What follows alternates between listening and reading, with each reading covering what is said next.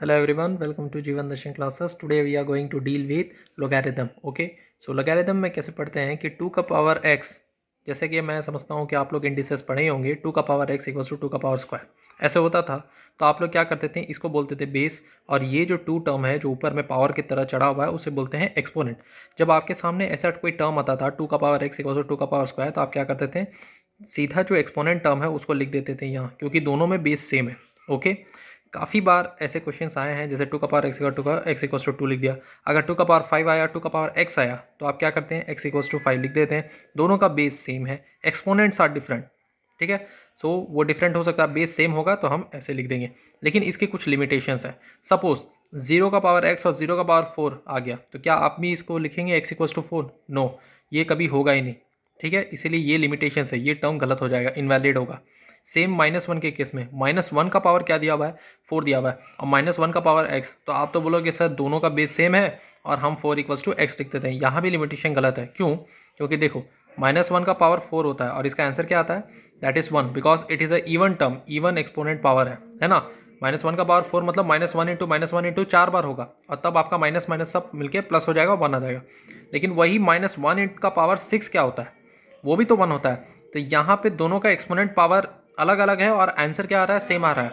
जबकि 2 वाले टर्म में, 3 वाले टर्म में ऐसे नहीं आता था. 2 का पावर एक्स इक्वल टू 2 का पावर स्क्वायर, 2 का पावर 2 में ही 4 आएगा, 2 का पावर 3 में 4 नहीं आता है, ये याद रखना चाहिए. लेकिन -1 में अलग अलग टर्म्स, इवन टर्म्स रहेंगे तो 1 ही आंसर आएगा. इसीलिए यहाँ पे एक लिमिटेशन है, इसीलिए इसे कंसिडर नहीं किया जाता है इंडिसेस में. ठीक है, 1 का पावर 5 सेम, इसको भी कंसिडर नहीं किया जाता है. क्यों? क्योंकि 1 का पावर 5 ले लो या 1 का पावर 100 ले लो, आंसर 1 ही आने वाला है. तो यहाँ पे अलग अलग एक्सपोनेंट्स पे सेम आंसर्स आ रहे हैं, इसलिए इसको भी इंडिसेस के लॉ को ये वायोलेट करता है. इसलिए हम 3 कंडीशंस को कभी नहीं लेते हैं. लेकिन अगर हमारे सामने कोई टर्म ऐसे आ जाए 2 का पावर 3 इक्वल्स टू 8, या मान लो कोई क्वेश्चन आ गया 3 का पावर x इक्वल्स टू 5 का स्क्वायर, ऐसे टर्म में अगर हमें x पता करना हो तो हम कैसे पता करेंगे? इसको पता करने के लिए ही हमारे लिए लाया गया है लोगैरिथम, जो कि बहुत ही आसान तरीके से बन जाता है. लोगैरिथम को स्टार्ट करेंगे बहुत ही सिंपल वे में, बाकी हम बताएंगे बाद में आपको कि कैसे x पता किया जाता है. तो चलिए शुरू करते हैं लोगैरिथम. 2 का पावर 3 इक्वल्स टू 8, तो ऐसे में यहाँ पर हमें दिया गया है एक एक्सपोनेंट फॉर्म. इसको किस तरीके से लोगैरिथमिक फॉर्म में चेंज करना है, तो यहाँ पे जो 2 है ये बेस है, और ये जो 3 है वो है एक्सपोनेंट. एक्सपोनेंट टर्म है लोगैरिथम को लिखने के लिए, और ये किसके बराबर आ रहा है, 8 के बराबर आ रहा है. तो इसको लॉग में कैसे लिखते हैं, ये जो 2 बेस है ना, यहाँ पे लॉग में इसका जो बेस बन जाएगा ये हो जाएगा 2, और जो नंबर आया था वो हो जाएगा 8, वो किसके बराबर होगा, वो होगा 3 के. तो इस तरीके से हम लॉग को लिखते हैं. Suppose equals to 16 equals to X दिया हुआ है, 16 को हमने किस तरह इंडिसेस फॉर्म में लिखा, 2 का पावर 4 इक्वल्स टू एक्स. अब हम मुझे इसे लॉग में लिखना होगा, मीन्स हम यहाँ पर एक्सपोनेंट फॉर्म को लोगैरिथमिक फॉर्म में चेंज कर रहे हैं. तो उसको लॉग लगाने के लिए क्या होगा, हमने इसको डायरेक्ट लिखा है ऐसे, नहीं तो लोग क्या करते हैं, दोनों तरफ लॉग लेते हैं उसके बाद चेंज करके लिखते हैं. तो हम डायरेक्ट लिख रहे हैं इसको कैसे, जो इसका बेस था 2 वही लॉग का मेरा बेस बन जाएगा, जो बेस इंडिसेस का था वो लॉग का बेस बन जाएगा, और जो नंबर यहाँ आया था x उसको लिखा है, एक्सपोनेंट का पावर इक्वल टू में देना है. ओके, तब आपका ये आपका लोगैरिथमिक चीज बन जाएगा. Let's come to other things, जैसे कि a इज ग्रेटर देन 0 होना चाहिए, b ग्रेटर देन 0 होना चाहिए, और b is not equals to 1 होना चाहिए. ऐसे कंडीशन में ये कहना चाह रहा है कि जो हमारा बेस है ना, वो बेस हमेशा एक पॉजिटिव रियल नंबर होना चाहिए, नेगेटिव नहीं होना चाहिए, और ना ही इक्वल टू 0 होना चाहिए. और जो हमारा नंबर है वो भी नॉट इक्वल टू 0 होना चाहिए. सपोज के लिए मान लो ये जो लॉग है इसका बेस कितना आया है a, और इसका जो नंबर है वो क्या है, वो a. तो जब बेस और इसका नंबर दोनों इक्वल हो जाएगा लॉग में, तो उसका जो आंसर होगा वैल्यू हो जाएगा 1.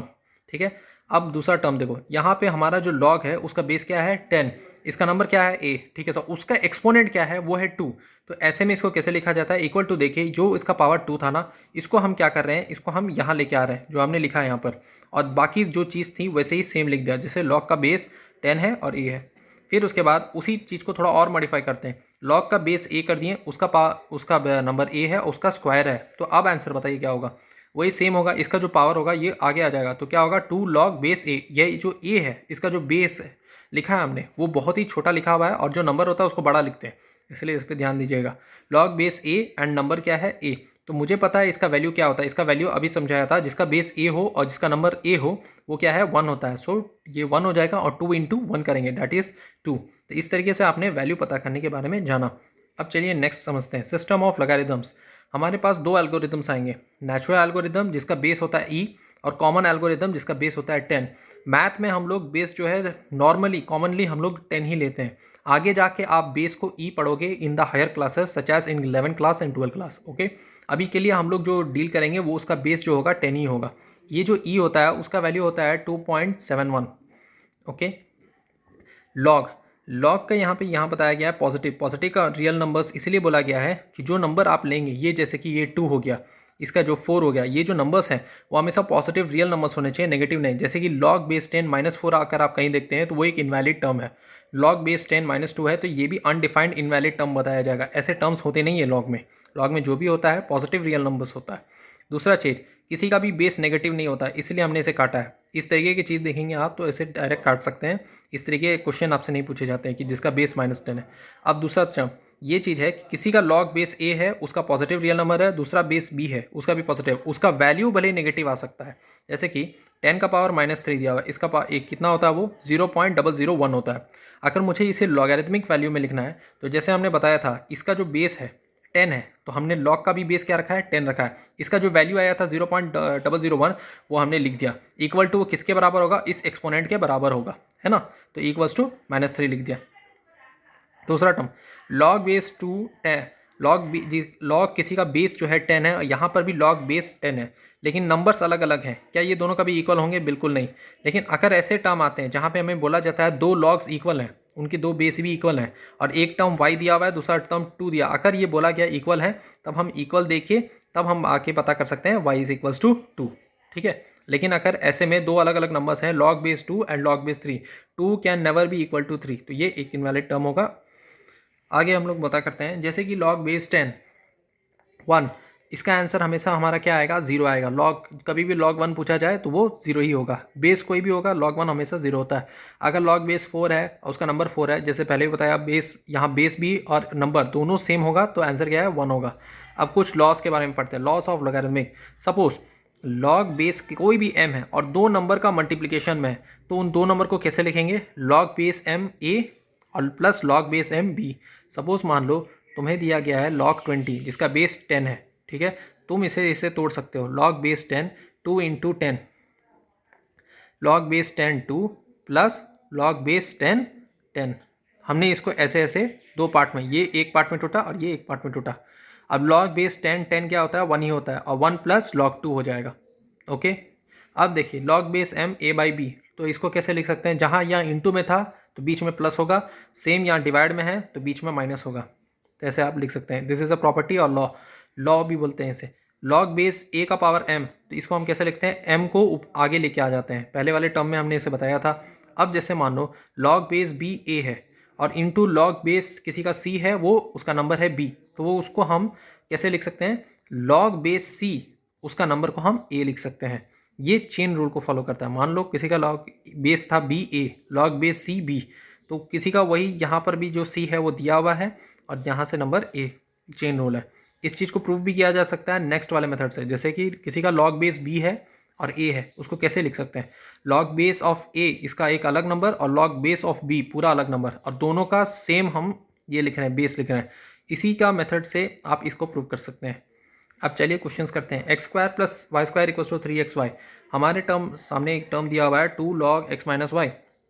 हमसे पूछा गया है कौन सा करेक्ट आंसर होगा, log x minus log Y equals log x plus log Y, और दूसरा दिया हुआ है log x into Y. So कौन सही रहेगा, हमें बोला गया इसके एवेलुएट कीजिए और बताइए कि तीन में से कौन सही ऑप्शन है।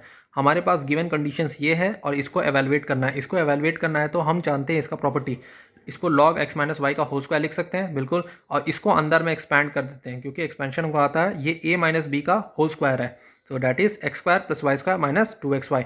इसको x square plus Y square given था क्या, 3xy, तो हमने x square plus Y square की जगह क्या लिखा, 3xy और minus 2xy। 3xy minus 2xy is nothing but xy, so log xy। और log xy को हम जानते हैं, log xy को हम क्या जानते हैं, log xy को हम तोड़ सकते हैं दो फॉर्म में, log x plus log y। अब सेकंड क्वेश्चन, log x, क्योंकि ये प्रॉपर्टी होता है log xy क्या है, log x plus log y, दोनों का बेस सेम होगा। अगर बेस नहीं भी लिखा है तो जानिए कि इसका बेस 10 ही होगा, ठीक है। अगर क्वेश्चन में बेस नहीं दिया हुआ है तो आप बिना बेस के भी क्लियर चल सकते हैं। दूसरे क्वेश्चन में यहाँ पर हमें बेस दिया हुआ है इस क्वेश्चन में, log base 3 x minus 5 plus log base 3 x plus 2 equals to log base 3 8। तो ये ऐसे टर्म्स को कैसे सॉल्व करेंगे?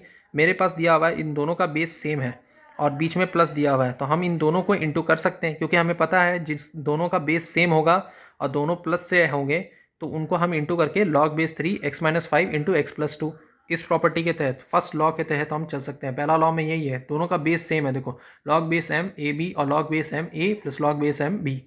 उसी तरीके से हम इस टर्म को भी उसी तरह लिखेंगे, x माइनस 5 प्लस है और इसका भी log बेस 3 8 है। अब ये x माइनस 5 दोनों का log बेस दोनों सेम है, इसीलिए हम x minus 5 into x plus 2 equals to 8 कर देंगे। उसके बाद इसको एक्सपैंड करेंगे जो कि x into x square x plus 2 minus 5 into x minus 5x minus 5 into 2 minus 10 equals to 8। अब 8 को इस तरफ लाओ तो x square minus 3x minus 10 equals to 8, x square minus 3x minus 18 equals to 0। So इसको कैसे solve करेंगे? x minus 6 into x plus 3 equals to 0। So इसको एक्सपैंड किए और इसका वैल्यू x का वैल्यू है x इक्वस टू 6 माइनस 3। अब चलते हैं आखिरी क्वेश्चन पे, third question that is log x plus y equals to log x plus log y। हमसे पूछा गया है x का वैल्यू कितना होगा, तो ये एक सब्स्टिट्यूशन मेथड से भी सॉल्व किया जा सकता है। जैसे log x प्लस वाई ऐसे लिख दिया और log x plus log y को हम लिखेंगे log xy।